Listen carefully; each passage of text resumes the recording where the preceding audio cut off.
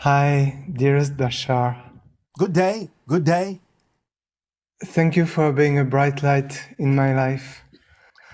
It is a Bonjour. passion and a pleasure for us to perceive the bright light in you. Oh, thank you. That's beautiful.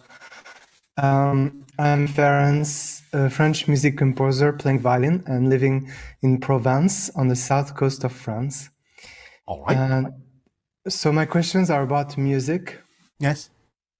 First question is about music composition, and all music composers are all time on this planet, including myself.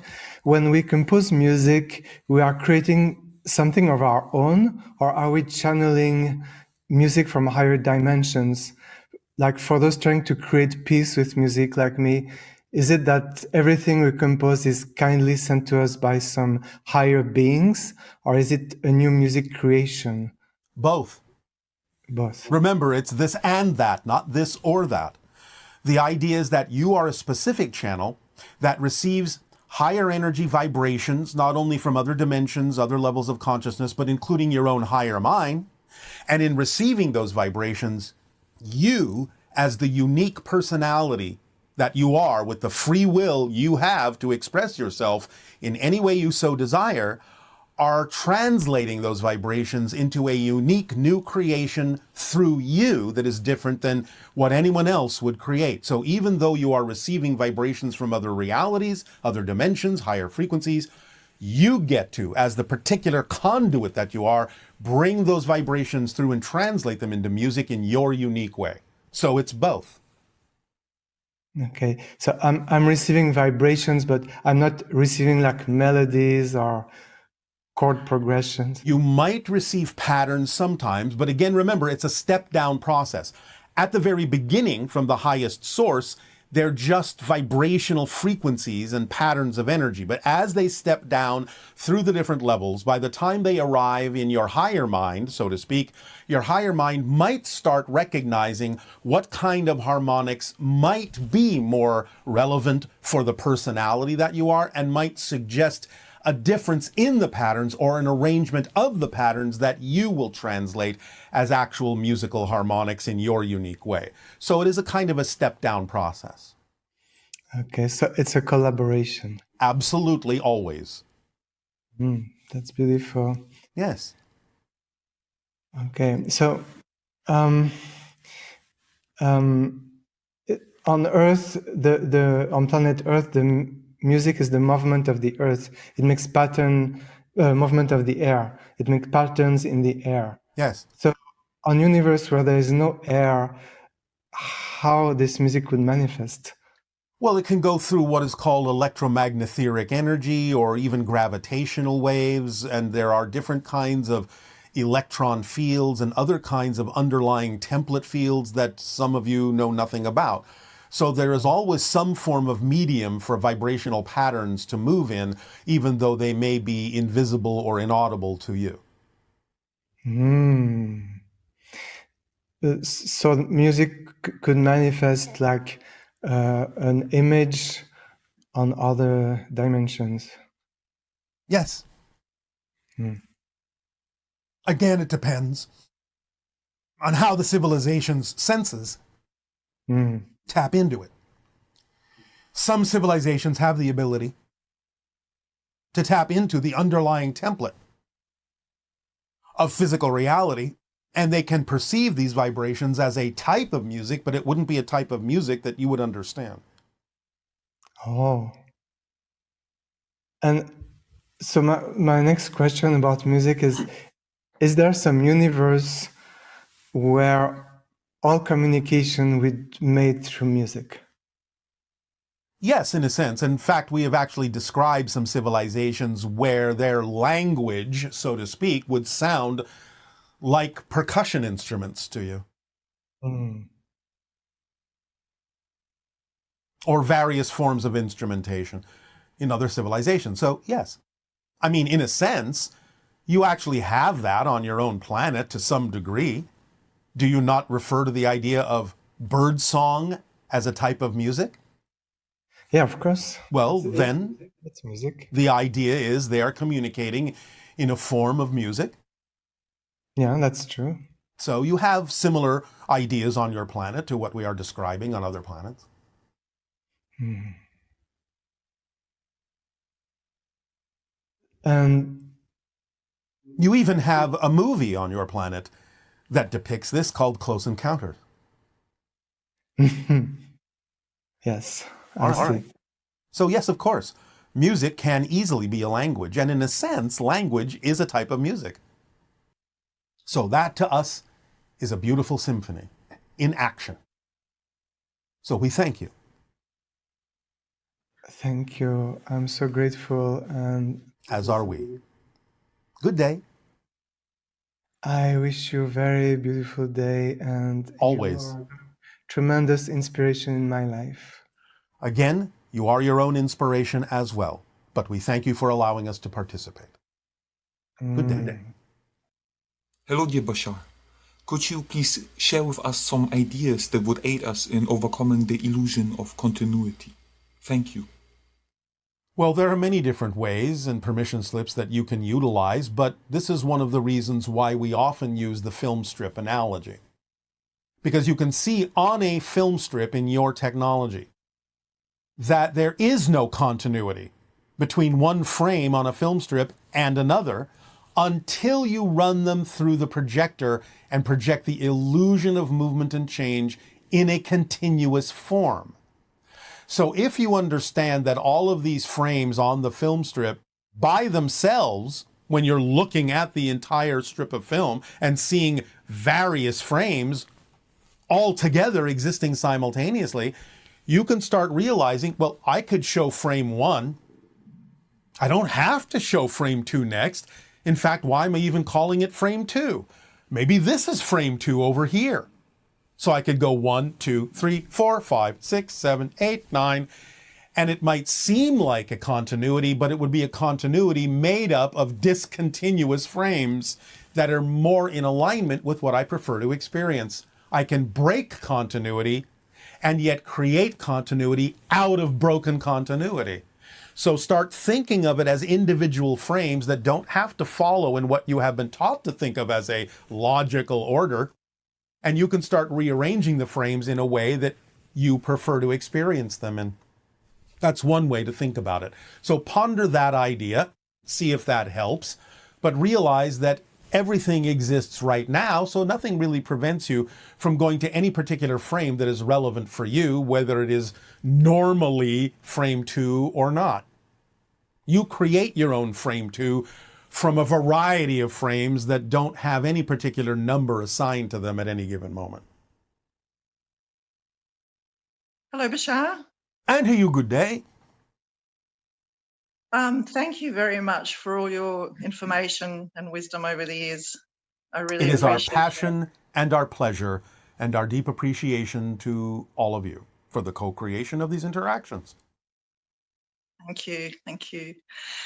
My first question is regarding, you said that the past is created in the present. Everything is here and now. Yes. I'm having a lot of trouble getting my head around this. All right. If that's the case, then couldn't we just change our memories really easily, especially the ones we don't like? Well, now you have to be aware of how you're saying that, because when you say we don't like them, the idea may be that you're putting too much emphasis on them, which makes them stick around. Because the idea is you can't invalidate what you don't prefer. You have to come from a neutral place that what you don't prefer is equally valid to what you do. And that's what gives you the power to choose what you prefer, because then you are unlocked from what you don't prefer. You're not anchored to it by putting undue focus or energy on the idea that you don't like it. Because again, everything being equal, it really doesn't matter what happens. It only matters what you do with what happens. So Yes. in that sense, allow yourself to simply be who you prefer to be. And even if you still create the so-called memories in the present, that's usually an indication you believe you still have something to learn from them. But if you learn the lessons and apply the lessons and become someone different enough, it's quite probable that not only will you no longer have the memories, you will never remember that you ever had. Wow. Yeah. Yeah. Okay. So we don't necessarily have to work out our limiting beliefs and go through a process. For the most part, most of you do, because very few of you have a belief system that will allow you to make the transition in the way you have described it so instantaneously. Because remember, the whole idea of having a physical reality is to experience a particular process. Now, those processes can be streamlined, they can be shortened, and we have given you a technique and a test we call the threshold of believability test so that you can shorten them as much as possible. But when you have shortened it down to the absolute minimum, whatever's left is what's necessary for you to go through in order to discover yourself from a new point of view, a new perspective, and that's the point of having the physical perspective, the physical experience. But yes, you can minimize them as much as possible by letting go of the belief systems that don't work for you. Okay. That's awesome. That's great. Thank you. Absolutely. I wondered if the Sasani experience grief and mourning like we do, not just No. when somebody. No? No, because we're never out of touch. We can communicate with what you call spirit very easily, very readily. Therefore, we're never out of touch. They've just entered a different room. They've just taken on a different state. To us, that's really no different than somebody simply moving to another house. It's not like we can't get in touch with them. So what is there to mourn? Yes, I understand that. All right. But what about, we also mourn when there's a change, when we go through a transition? Do you? Yes, we celebrate that. Remember, to us, that's simply the fifth law. Change is the only constant. Therefore, we celebrate the idea of change because we know that means we're evolving. That means we're not stagnating. Yes. So you don't have that feel. We have that feeling, even if it's a good change, we have that feeling of sadness for some reason of losing who we were. You don't Well, experience. that's because you have negative definitions about the change. Oh, You don't have an experience without a definition or a belief first. You can't have any kind of an emotional feeling without a belief first. So the only reason you would experience sadness is you're defining it as a loss right. instead of a gain. Yes. Wow. That's interesting. Simple as that. Yeah. I don't need to Okay. devalue or diminish anyone's experience of grief and mourning. We understand why it happens, but also at the same time, we're encouraging you to understand that you don't necessarily have to go through that if you expand your senses to realize that you've actually lost no one, and that those that have transitioned into spirit are encouraging you to stretch out and reach out to them so that you can realize they do still exist and they are still a part of your life, just on a different level. This is one of the great transitions that's happening on your planet at this time. One of the great awakenings is the idea that death is not what you think it is. It's not an end. Yeah. It's just an expansion back into something that's more your natural self as a greater being. Yes. All right. Does that help? Wonderful. Yes, it does. Thank you. All right. Then we would suggest that instead of the idea of a negative definition, when it comes to the idea of mourning, you say good morning. Yeah, that sounds good. I like that. All right. Because remember this too. If you keep defining the idea of someone's passing in a negative way, every time they attempt to make a connection, to contact you, to get a message through, if you hold on to the negative definition, then every time you think of them, which may actually be a reflection of the fact that they're attempting to contact you, you will only go into mourning, you will only go into sadness, and you won't necessarily be able to receive the message that they're attempting to give you. But if you understand it as, oh, hi, nice to see you, I feel you, then you'll be able to strengthen the connection and your ability to perceive that the connection has not been lost. I understand. Yes. All right. Does Is that there help? time for me to? Yes, it does. Thank you. It's very encouraging and exciting. Yes. All right. Is there time for me to ask one more question? It depends. We'll see.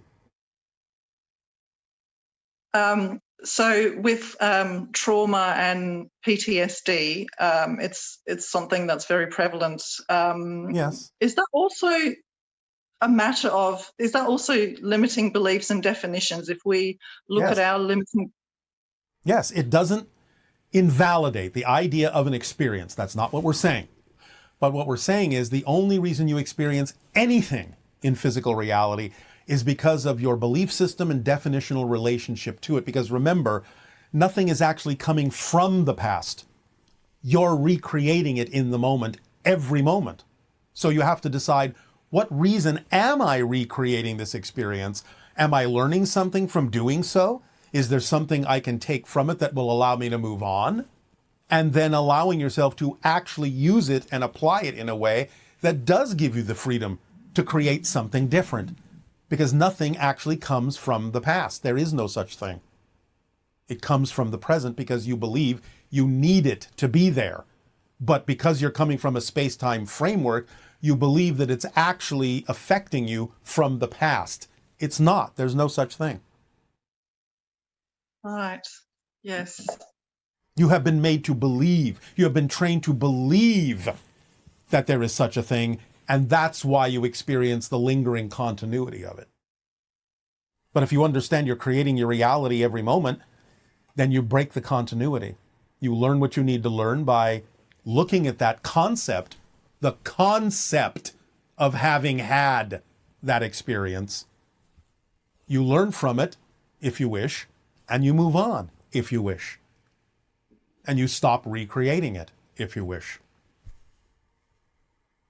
Because you understand you are literally a new person, a different person, not the person that you say had that experience. Because again, if you change yourself in the present, you not only change your future, you change your past. Because you have to, from a linear perspective, you have to have a different past to have become the person you are now that's different.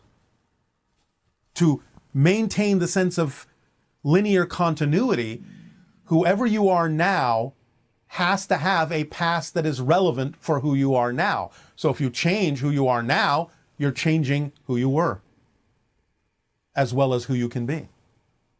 You're on a different track entirely, with a different history. You may not know that because every time you create a new past, a new history in your mind, it seems like the only history that's ever been there because it has to seem that way. But how do you know that 5 minutes ago you didn't have a completely different history? You'll never remember that necessarily, or you might. But most people don't, because it's irrelevant for them to do so. So it may seem as if that's always been your past, but it hasn't been. It's just what you're dealing with now, in the present, that you think you need to deal with. Does that help open this up a bit?